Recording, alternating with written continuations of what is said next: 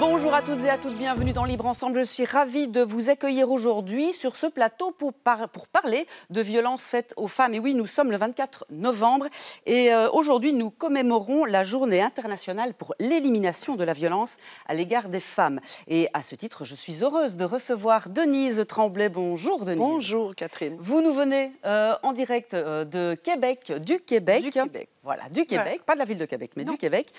Vous êtes psychologue et directrice générale de la Séjournelle. Vous nous expliquerez donc ce qu'est la Séjournelle, une maison d'aide et d'hébergement pour femmes victimes de violences conjugales. Et vous êtes aussi co-autrice du processus de domination conjugale. Nous avons également Jean-Louis Simons. Bonjour Jean-Louis.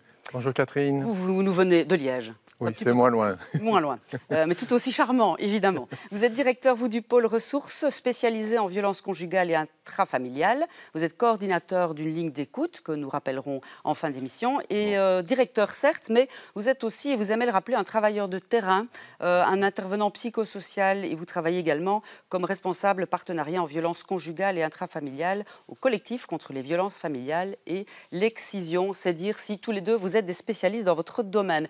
Pour contextualiser ce que sont aujourd'hui les violences à l'égard des femmes, qui constituent une des violations des droits humains les plus répandues et les plus persistantes et dévastatrices dans le monde, je vous propose un reportage de notre, en tout cas des témoignages recueillis par notre collègue Pierre Sconbroth, Blessures de femmes. C'était une exposition, voici quelques mois, qui a eu lieu à Bruxelles et en Wallonie. Un projet artistique, 19 femmes de tous âges ont accepté de témoigner et de poser sous l'œil de la photographe Caroline, voilà.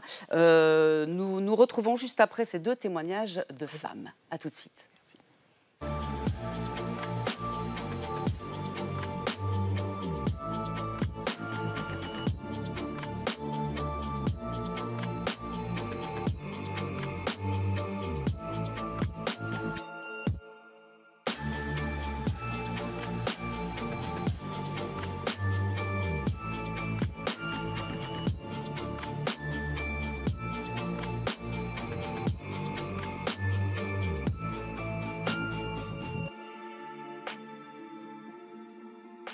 Oui, c'est une aventure humaine.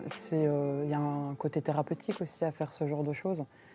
Je crois que quand on a peut-être une mauvaise estime de soi ou un problème avec son corps dû à un passé assez chargé, être confronté à cette image, c'est toujours quelque chose d'assez dingue, que ce soit positivement ou négativement. Enfin, ça bouscule tellement de choses que c'est assez incroyable d'être confronté à ça.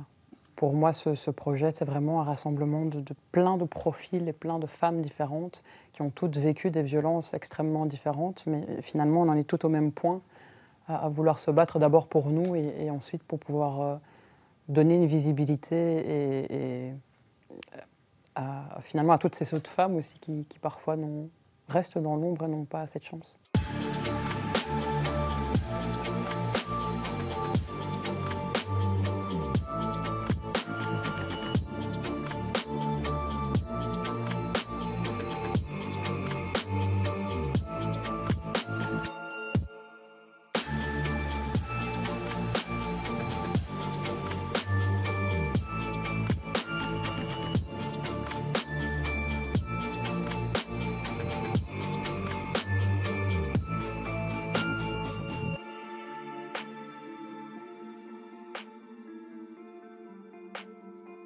Je vous parlerai par exemple de la honte qui vous surprend lorsque vous êtes une victime, sans doute l'une des conséquences les plus dévastatrices du traumatisme des violences subies. Il m'a fallu presque une vie pour m'affranchir de cette honte. Et quand j'ai reçu cette proposition pour Blessures de femmes Belgique, je me suis dit, voilà encore une occasion de dire qu'il faut oser dire, hein, à toutes celles qui n'ont pas encore fait le pas. Donc c'est un geste de solidarité, de sororité que j'adresse. Et puis il y a une deuxième motivation, c'est celle de sensibiliser bien sûr les femmes à parler, mais aussi la société à entendre. Voilà, je dois d'abord corriger. J'ai dit Caroline, ce n'est pas du tout Caroline Cabrol, mais Catherine, j'aurais dû retenir ce magnifique prénom. Son initiative, donc ces portraits de femmes et cette exposition. Catherine Cabrol est une photographe française, fondatrice de l'association Libre Vue. En 2003, la mort de son amie Marie Trintignant, sous les coups de son compagnon, la confronte à l'omniprésence et à l'invisibilité des violences conjugales. Et donc, elle en a sorti cette magnifique exposition. On va parler de violences conjugales directement avec nos invités. Jean-Louis Simons, peut-être d'abord redéfinir les violences faites aux femmes. Elles sont à mettre au pluriel, ces violences. On ne peut pas ne pas parler évidemment du procès du siècle, hein, comme on l'appelle aujourd'hui en France, celui de Geneviève Pellicot, où on se rend compte que parmi ces violences, le viol, ce n'est plus dans une petite ruelle ou dans un métro, mais ça peut être dans le lit conjugal. Et ces violences-là, effectivement, elles sont beaucoup plus intrafamiliales qu'on ne le pense. Mais bien sûr, bien entendu, quand on parle de violence au pluriel, on peut parler d'abord d'un continuum de violence. Quand on est femme, on est dans une société, donc on le sait, il faut pouvoir l'admettre, un système, une société plutôt patriarcale, c'est le moins qu'on puisse dire. Et on parle d'un continuum de violence tout au long de la vie d'un parcours de femmes dans notre monde. Alors ces violences-là, bien sûr, on les retrouve aussi au niveau de la sphère privée. Alors c'est intéressant de parler de viol et de constater que la grande majorité des agressions sexuelles et des viols ont lieu justement dans la sphère privée et je dirais que même si on examine les situations les plus extrêmes en termes de féminicide, eh bien, donc les crimes sur les femmes sont d'abord exercés par les proches et les intimes de ces femmes. Hein. Donc c'est intéressant, c'est très important de le dire. Donc elles sont plurielles, les violences, les formes de violence sont plurielles et c'est vraiment un continuum. Donc en fait, et puis pour rappel, on peut se référer à une histoire pas tellement lointaine où on parlait de violence, quand on parlait de violence conjugale, on parlait de femmes battues et ça renvoyait à une forme de violence exclusive, c'était la violence physique. Et on sait pourtant aujourd'hui que des processus de violence sont exercés au sein du couple dans lesquels on retrouve énormément de formes de violence, donc elles sont plurielles, énormément de formes de violence qui ne sont pas nécessairement physiques. Et j'irai plus loin, je dirais que la majorité des situations de violence conjugale on ne retrouvera pas nécessairement de la violence physique. Donc on retrouve des processus dans lesquels il y a de la violence et donc elle est bien multiple. Vous travaillez donc sur le terrain et vous avez organisé récemment un colloque plutôt à destination des professionnels en fait. Ce que vous voulez aussi dénoncer ou en tout cas retravailler, c'est un changement de paradigme pour ouvrir justement la voie à tous ces faisceaux qu'on ne voit pas ou qu'on n'entend pas. C'est-à-dire démasquer les violences à la base pour qu'on n'en arrive pas à une situation extrême, évidemment, de féminicide. Tout à fait. Et donc, le colloque était centré sur ces situations extrêmes en matière de violence conjugale, celles qui mènent au féminicide, aux infanticides et au suicide. Vous savez que les chiffres sont en train d'être... On a une connaissance de plus en plus précise du phénomène des violences et on sait que si aujourd'hui on commence à compter les féminicides, on commence seulement à les compter, eh bien on sait que pour un féminicide, il y a 2 suicides de victimes de violences conjugales. On n'en parle pas encore de ces morts et de ces mortes suite aux violences au sein du couple. Mais donc l'objet du colloque, c'était bien sûr de pouvoir prévenir ces phénomènes-là. Et pour prévenir, il faut connaître ces mécanismes-là. Et ces mécanismes-là sont méconnus. Et donc il nous fallait donc proposer, outiller les professionnels pour décoder justement ce qui va mener aux phénomènes donc extrêmes. Mais pourtant, et peut-être si on doit retenir une chose, c'est qu'il y a bien une chose à retenir par rapport au féminicide, c'est que toutes les victimes de féminicide l'avaient annoncé. Ça veut dire que si on écoutait les femmes victimes de violences conjugales et violences au sein de leur couple, eh bien, toutes les victimes qui ont été victimes d'un féminicide, eh bien, on dit à un moment donné à leurs proches ou à des professionnels, « il va me tuer ». Et cette phrase n'est pas une simple phrase, il faut vraiment la considérer. Ça parle de leur expertise, elles ont une connaissance de leur situation, il se passe quelque chose qu'elles maîtrisent très très bien. Et alors si on a connaissance de situations de violence ou de femmes victimes de violence, elles ne le disent pas toutes. Quand elles en viennent à dire « mon partenaire va me tuer », c'est qu'il y a réellement quelque chose de tangible et sur lequel il faut s'appuyer.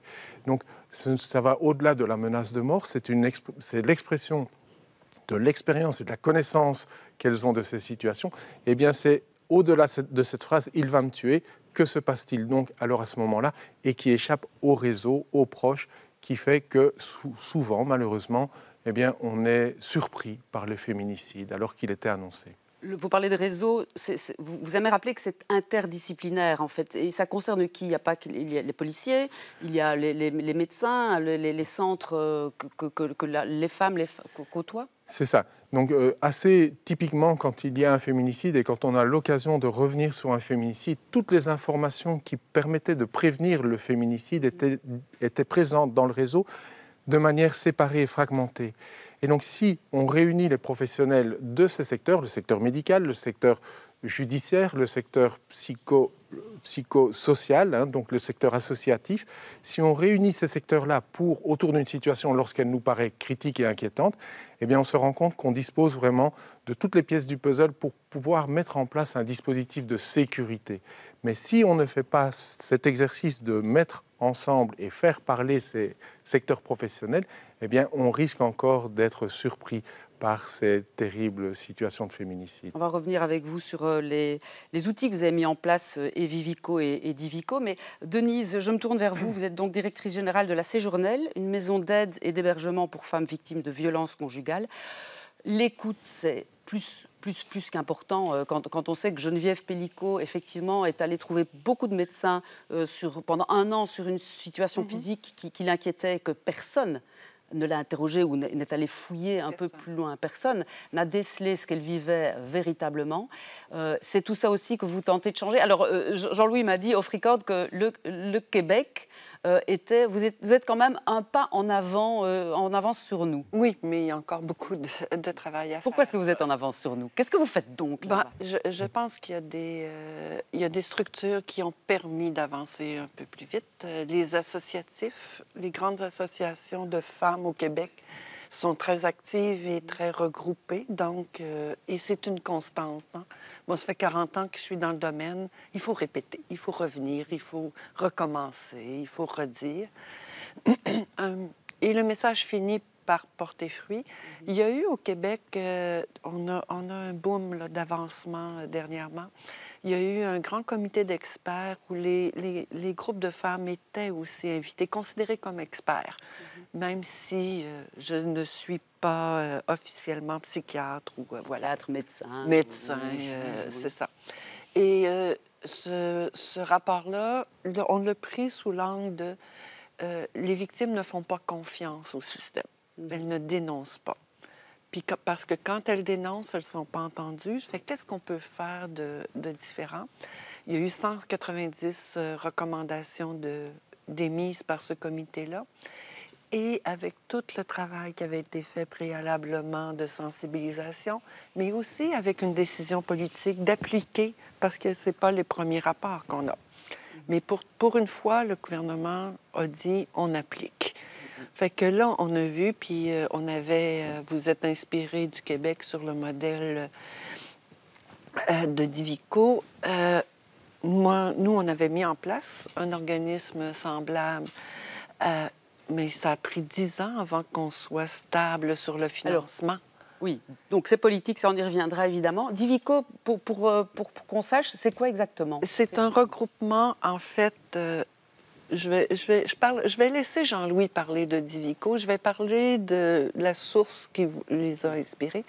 En fait, au Québec, on a mis en place ce qu'on appelle le Carrefour Sécurité en violence conjugale, qui vise 2 choses. Ce qu'on s'est dit, si on veut prévenir, ce qu'on dit, c'est qu'on veut créer des non-événements. Des non-événements. Des non-événements. On ne veut pas arriver jusqu'au drame. Oui. Fait que, parce que ça, c'est un événement dramatique. On veut éviter d'arriver là. Ce qu'il faut, c'est développer une lecture commune du problème. Donc, dépasser aussi, par exemple, il n'y a pas eu d'agression physique, donc ce n'est pas dangereux. C'est faux. C'est complètement faux. On le sait par expérience. Il peut ne pas y avoir de violence physique. Puis une fois qu'elle est là, c'est trop tard. C'est trop tard. Puis souvent, le problème, c'est qu'on va dire c'est dangereux parce que les codes au niveau criminel, c'est voies de fait grave, menaces. Mais on n'a pas ça dans certaines dynamiques. Fait que ça, c'est un problème. Et l'autre chose, il faut être capable, Jean-Louis le disait, partager l'information. J'ai une bride d'information. Je sais que c'est ça. Je sais que c'est ça. Je vais vous donner un exemple. Il y a une femme qui téléphone, c'est moi qui prends l'appel à la Séjournelle. Elle me dit, je ne sais pas pourquoi je vous appelle, parce que moi, j'ai jamais été battue. Mon médecin m'a dit de vous appeler. L'entretien, 30 minutes au téléphone, elle finit par me dire, si je le quitte, il a dit qu'il me tuerait. OK. Mais au départ, c'est difficile d'identifier ça. Ouais. Mais le médecin avait vu qu'il y avait les indices et il a fait le bon travail. Okay. Fait que c'est tout ça qu'il faut faire dans... Fait que la Séjournelle, oui, on est là pour dépister, pour aider les femmes. J'entendais le commentaire de la dame, je porte de la honte. Exactement, j'allais le pointer aussi, la honte. Mais ça, Geneviève Pellicot n'arrête pas de le dire, hein, c'est devenu presque un slogan, la honte a changé de camp aussi. Oui, la victime est responsable de ce qui lui arrive. Puis moi, je dis toujours, vous faites voler votre téléviseur. Qu'est-ce que vous allez faire? Vous allez prendre le téléphone et dire, sais-tu ce qui m'est arrivé? Je me suis fait voler mon téléviseur. Vous allez aller chercher du soutien. Vous êtes victime d'agression, de dénigrement de votre conjoint, mais comme la responsabilité, il va la reporter sur vous, c'est parce que tu n'as pas dit, c'est parce que tu n'as pas fait, c'est parce que tu n'es pas adéquat. Là, la responsabilité, il y a une inversion de responsabilité. Je suis responsable de l'acte d'agression que je viens de subir. Maintenant, il faut que la honte change de camp. Est-ce que vous voyez une transformation au sein de la société et de la Séjournelle dans laquelle vous travaillez, de mentalité ces derniers mois, ces dernières années? Oui. Est-ce que le procès Pellicot pourra faire avancer aussi les choses? Oui, moi je pense que oui, parce que oui, on travaille sur les situations les plus à risque. On fait ce qu'on appelle des codes rouges dans notre langage. On travaille là-dessus parce qu'il y a des risques, effectivement, de féminicide, mais d'infanticide aussi, il ne faut pas l'oublier. Oui. Et de toute suicide. Violence. Et de suicide, parce que les conjoints vont aussi se suicider là. Ce qu'on voit comme différence, c'est que le fait de se rencontrer sur des situations dramatiques, mais ça nous outille aussi pour dépister celles qui le sont moins et d'agir en prévention, d'arriver avant même de se rendre là. Fait que oui, il y a une très grande différence. Nous, on veut plus en passer. En quelques chiffres, c'est combien de femmes ou de familles par an à la Séjournelle? La Séjournelle, ça fait 40 ans, on soit environ, je dis vraiment des femmes nouvelles là, qui arrivent dans nos services. C'est à peu près 200 femmes, puis autant d'enfants. Et il y a aussi des services aux proches parce que les parents ont vu des choses, ils ne savent pas quoi faire, se sentent impuissants. Fait que c'est beaucoup de personnes. Pour tout milieu? Tout milieu confondu. Il y a le service avec hébergement, bien sûr, mais il y a la possibilité de consulter aussi sans avoir besoin de la partie refuge. Oui, un appel téléphonique. Mais une rencontre aussi, ou un accompagnement dans les procédures judiciaires et juridiques là, pour la garde des enfants. Puis ce qu'il faut faire attention, c'est qu'on pense souvent que la rupture règle le problème. Je le quitte, non, ça pourrait être un risque accru. Parfois le début des risques plus... Oui, parce qu'il y a une perte de contrôle. L'emprise que j'avais, j'étais en train de la perdre. Fait qu'on risque de voir une intensification. Pas toutes les ruptures qui sont dangereuses, mais il faut surveiller de près. C'est un séjour de maximum combien pour la première ligne, c'est à peu près la moyenne. Chez nous, c'est très, très court. Là. C'est 3 semaines. Mais on peut revenir.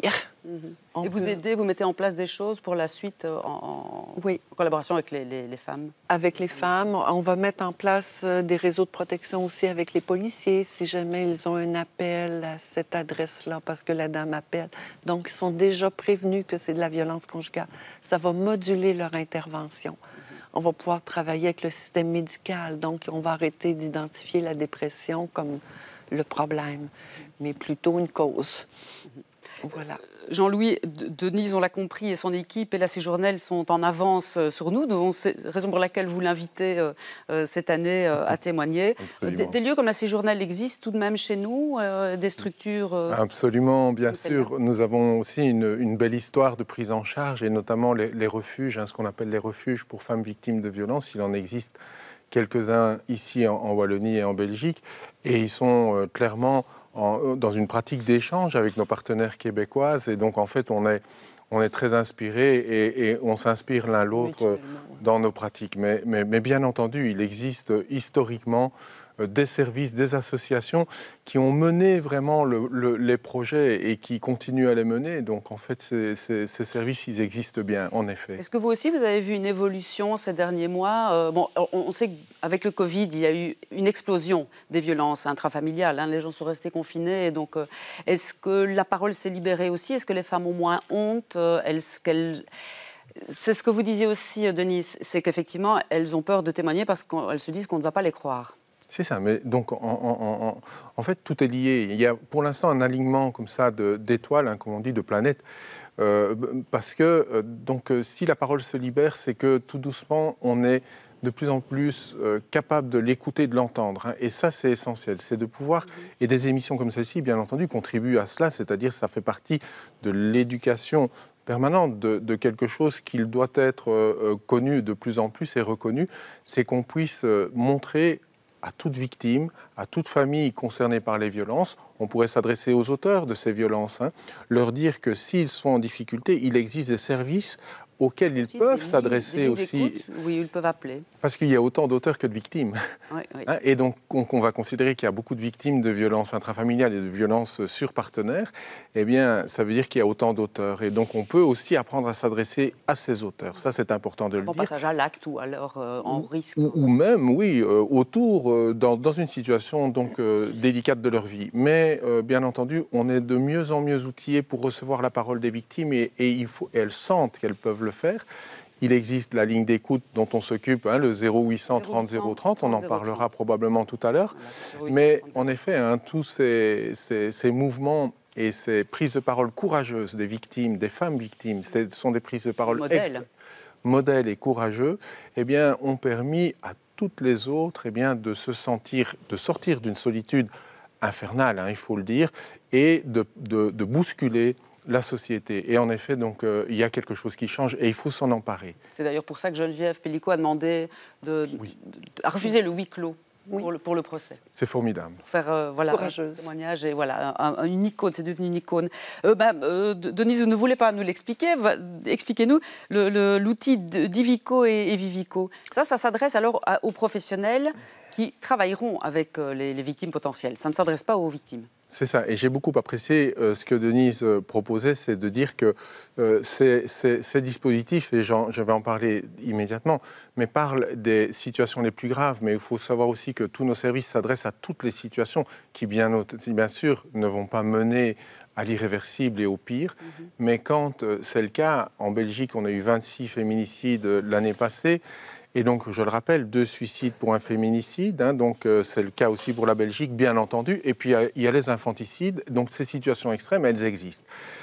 Et donc, en fait, il nous faut nous positionner. Alors, le Divico, c'est un dispositif qui permet et qui s'adresse aux professionnels, n'importe quel professionnel, spécialisé ou pas, de n'importe quel secteur, on l'a dit tout à l'heure, eh bien, peut s'adresser au Divico lorsqu'il y a une inquiétude, un risque, vraiment, et dans des situations, quelquefois, on se sent extrêmement inquiet pour les personnes vulnérables, les victimes et les enfants notamment. Eh bien, on peut contacter le Divico, et qu'allons-nous faire dans le Divico? C'est-à-dire qu'on va... Alors, on appelle ça les soins intensifs des violences conjugales, c'est-à-dire qu'on va mettre la situation sous monitoring. Lorsqu'on va confirmer la criticité, donc l'inquiétude par rapport à cette situation, on va réunir les professionnels et on va faire ce qu'on ne fait pas habituellement, c'est partager l'information pour développer une image immédiate et partagée de cette situation et mettre un plan d'action coordonné. Quasi en urgence, Rapidement. On va considérer que des situations d'urgence nécessitent qu'on appelle les urgences, les services d'urgence. Ici, le Divico est un service qui vient juste avant l'urgence.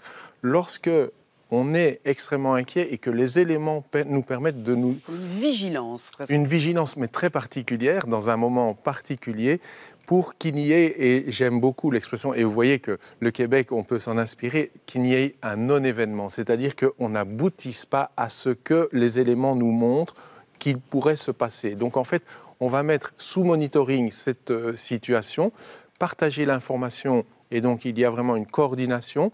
Alors ça nécessite, et c'est là où la pratique devient particulièrement délicate, c'est que toutes ces professions sont liées à un secret professionnel et traditionnellement ne se parlent pas. Et donc, il faut qu'on déverrouille quelque chose pour pouvoir communiquer, et ce, au nom de la sécurité des victimes et des personnes vulnérables. Et ça fonctionne très, très bien dans la première année de pratique, puisqu'on vient...